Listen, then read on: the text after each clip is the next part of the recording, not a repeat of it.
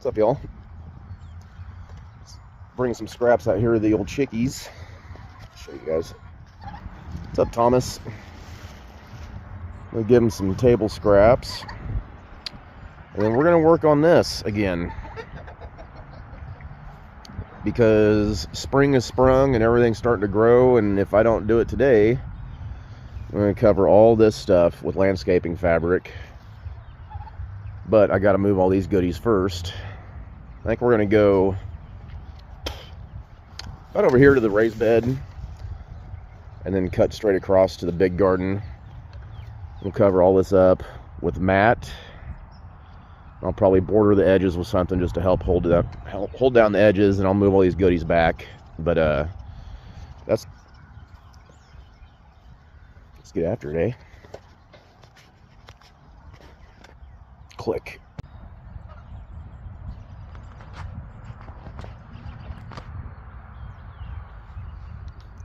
Three seconds later. Another 3 seconds later. And another couple seconds later. And again. Now all I got. What's up, Thomas? This little rip here I gotta make. It's about 2 foot down here, so I'm just gonna come over that first line, which would be about a 3 foot piece. This stuff's 6 foot wide. So I'll just cut it probably the length of the chicken coop and then just get everything covered up with it. 3 foot piece. All right, got that piece done. All right, I'll show you guys what I've done so far. Got all this covered up to the edge of the garden. This spot here, not spot there, I need to cut a piece and lay over because I didn't quite get the original part of the garden. Ran over the dirt I had brought in. So that's all I got left to cover up as far as the landscaping mat goes. This will all be mulch once I get an opportunity to haul some in here. And then over here in this triangle shaped area, I'm going to make this my fire pit.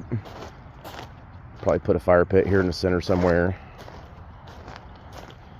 And then this is the edge of the small garden. I had a little triangle shape here I had to cover up a second ago. Just got it wrapped up. So yeah, making some progress. Yesterday it was like 75 or 80 degrees, I think. And it's 45 or 50 today. Typical early spring weather. We had 3 1/4 inches of rain last night too. And I had a river going in front and behind my house over to that ditch. It freaking downpoured. So now, I think I'll haul the garb back where I had it, because I can mulch around it after I get it set back up. Put all these stepping stones back over here. Get things put back together again.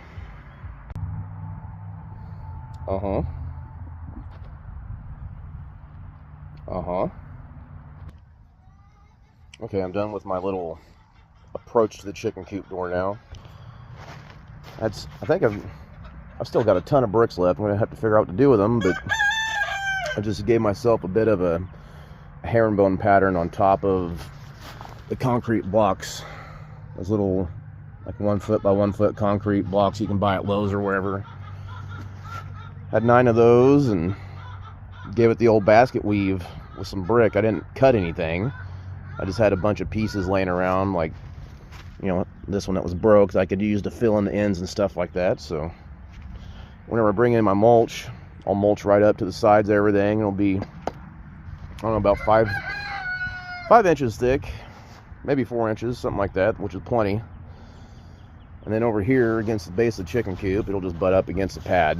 So I put this board down here that I had laying around, some of that old barn wood from something I tore down a while back.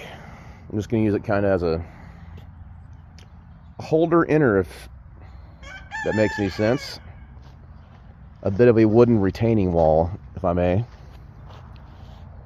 Oh yeah, I was going to try and get him to gobble for you guys. This is the first time I heard my turkey gobble today. I don't know if he'll do it. I only got him to do it once, but this is the first time he's gobbled. He's about he's not quite a year old. I got him last year as a chick, but he's just starting to strut.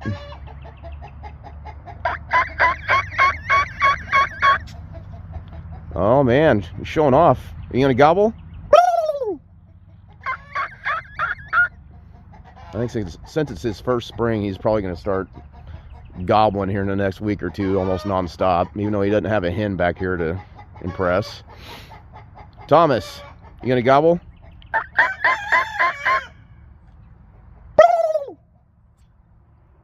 He's camera shy. Another little deal I wanted to show you guys. This is my prototype for the fire pit. So I've got, my brother-in-law bought me this fire pit a few years ago. It's one of those Sam's versions of, gosh, what's that really nice brand? They're like $500 or $600. But anyways, I just turned this upside down and used it as a pattern. I had this OSB laying around to kind of give me some flat ground here.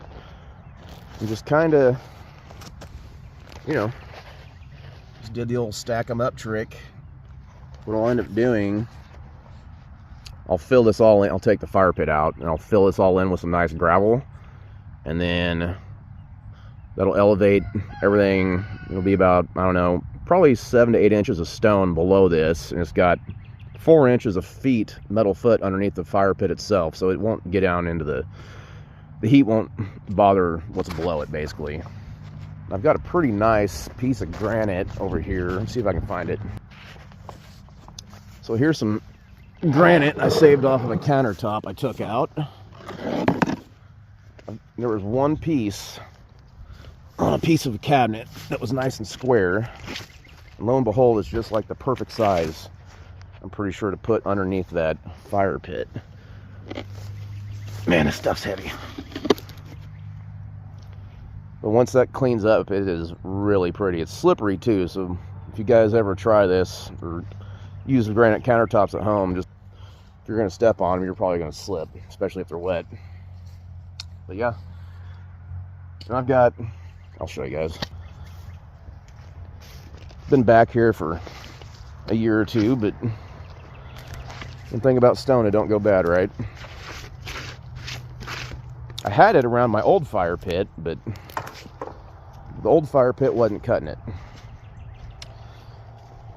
So I've got, gosh, I don't even know.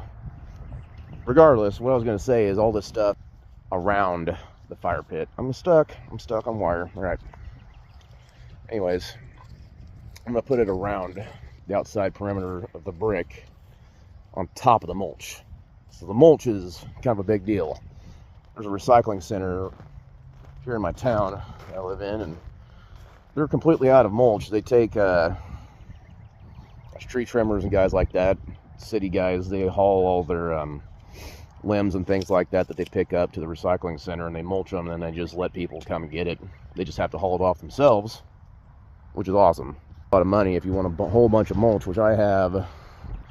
I haven't figured out the square footage yet, but I mean, it's well over 1,000 square feet of mulch that I need. And I'm, you know, it's probably going to take me 2 dump trailers full, but I may start calling around to some tree trimmer guys around here and see if they've got some piled up on their property that they want to get rid of. But anyways, like I said, I'm going to fill that with gravel, some decorative rock, some sort. I've got some pretty rocks that I'll probably put on top of this brick just for decoration, for like granite, like round granite stones here that I've been collecting. If you guys have never been to the Great Lakes around Michigan, oh my gosh, if you're a rock nerd like I am, check this out.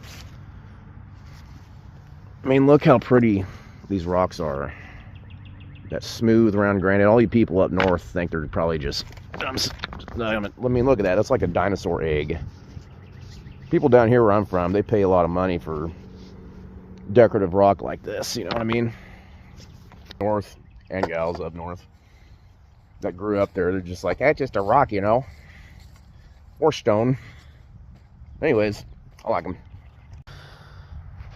All right, got my pieces cut here for the end of the rows on the big garden where I didn't quite have enough lap. This piece here is lapped a little bit more than some of them, but still not quite as much, because I would like this one here is like butted up against each other. I didn't quite cut this piece long enough last year. I wasn't quite thinking this far ahead, but I'm just gonna get it covered up and stapled down real quick. That's done. No big deal. Trying to figure out what I want to do now.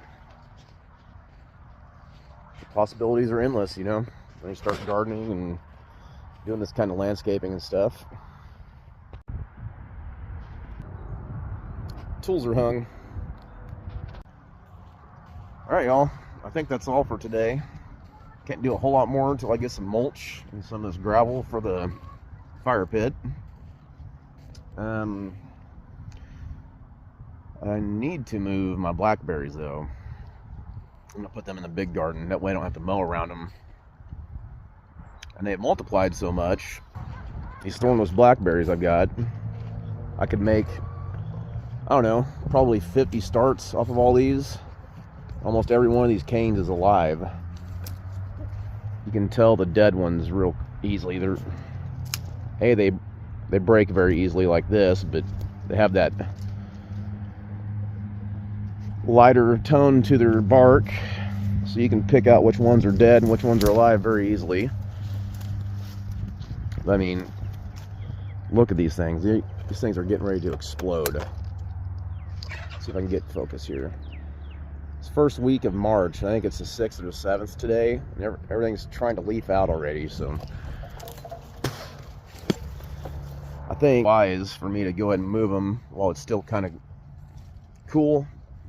Early spring weather kind of situation. So last year I wanted to move them, but I waited too long and it got hot. I didn't want to move them and then put them in a shock and have them die on me and then have to repurchase a bunch of blackberries. So anyways, I'll catch you guys on the next one. Next video I make about the garden will probably be whenever I can find some mulch. I'm pretty pumped about that. I can't wait to get all this stuff filled in. It's gonna be nice. Anyways, hope y'all are having a good day. Your gardening's going good and your bees are thriving. Love you all. See you on the next one.